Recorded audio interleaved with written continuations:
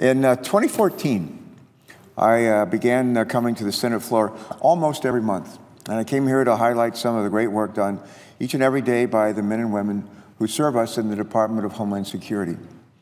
I continued that effort throughout much of last year and plan to continue coming to the Senate floor every month in 2016 with a new story to share. There is simply so much good that's being done across the department by the employees, our servants, who work there, that I don't think I'm going to run out of material anytime soon. As you know, Mr. President, the Department of Homeland Security is made up of some 22 component agencies and employs over 200,000 Americans. These men and women work around the clock to protect all of us, our families, and our country. One part of the my department is called Federal Emergency Management Agency. We call it FEMA. Has the unique and challenging task of keeping Americans safe when everything around them has been thrown into chaos.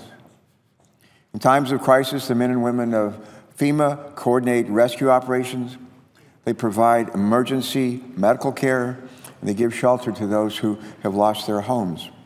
Simply put, they bring hope back to Americans whose towns and cities have been swept away by a flood, destroyed by a fire, or torn apart by a tornado.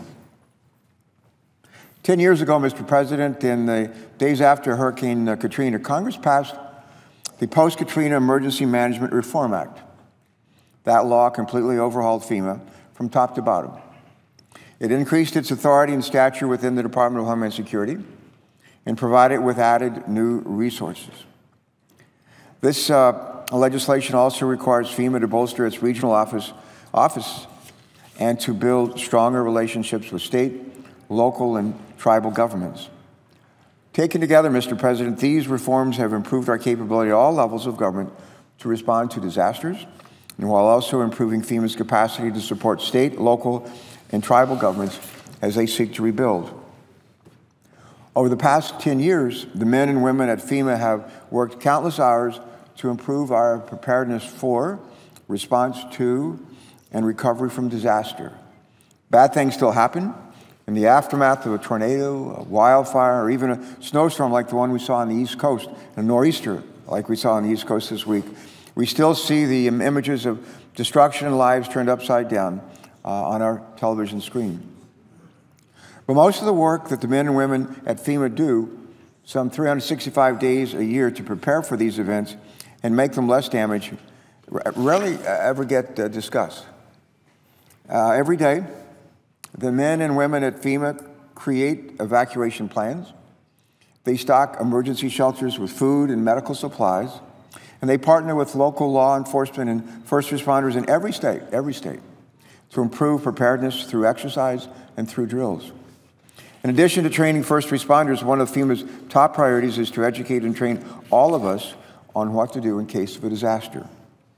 The more that you and I do and our families know, the more likely it is that we'll be safe, we'll stay together during a disaster.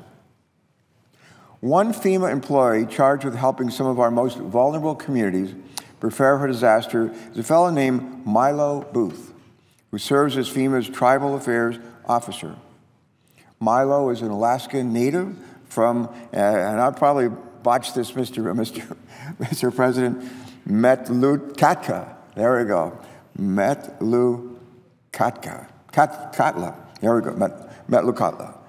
Indian community. It's on the southern tip of Alaska. And after graduating from Oregon State University, the other OSU, one of the other OSUs, with a Bachelor of Science in Forestry and a minor in economics, Milo returned home to serve as that community's Indian Community Director of Forestry and Land Resources, working to protect his hometown for the next 16 years.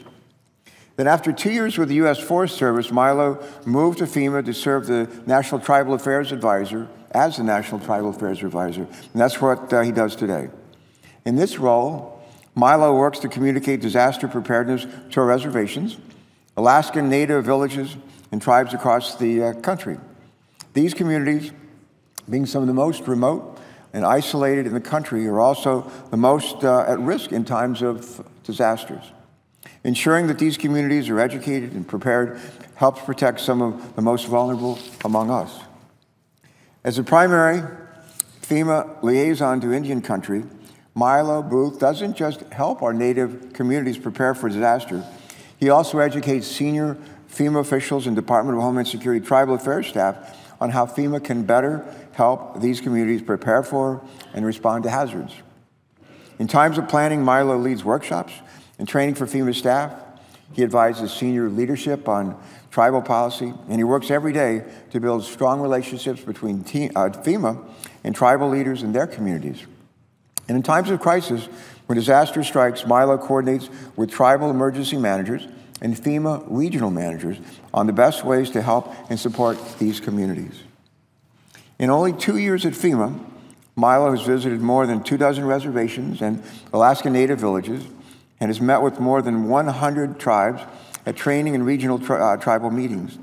Perhaps more important than any of this technical work that Milo does in planning is the work that he has done building relationships and earning the trust of tribal leaders. When asked their thoughts on Milo, tribal leaders described him as accessible, responsive, and understanding. But most importantly, they described him as trustworthy. They trust that in Milo, their communities have a voice at FEMA. And when Milo isn't working here in Washington, D.C., he returns home to Alaska with his wife and 2 children, who enjoys spending time with them outdoors. One of his favorite activities these days is going trout fishing with his young son, who says he wants to grow up to be just like his dad. Milo is just one shining example of the thousands of dedicated men and women at FEMA who work to protect hundreds of communities across our nation, treating every one of them as if it were their own hometown. And Mr. President, let me close with this, if I could. Our presiding officer will remember not that long ago, a couple of months ago, when Pope Francis addressed a joint session of Congress last September, just at the other end of this building where I'm standing today.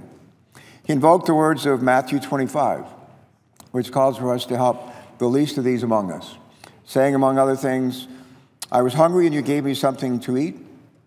I was thirsty and you gave me something to drink. I was a stranger and you invited me in. I needed clothes and you clothed me. I was sick and you looked after me. These have become known as the works of mercy or the acts of mercy. Milo Booth and all of his colleagues at FEMA perform these acts of mercy each and every day. They provide our children and our homes. They protect our children and our homes, saving lives and doing truly remarkable deeds. And for the thousands of civil servants at FEMA and the tens of thousands of others across the 22 components of the Department of Homeland Security, these acts of mercy are their life's work. For all these things that you do, for all these things that all of you do, to each and every one of you, I want to say thank you from all of us. God bless you.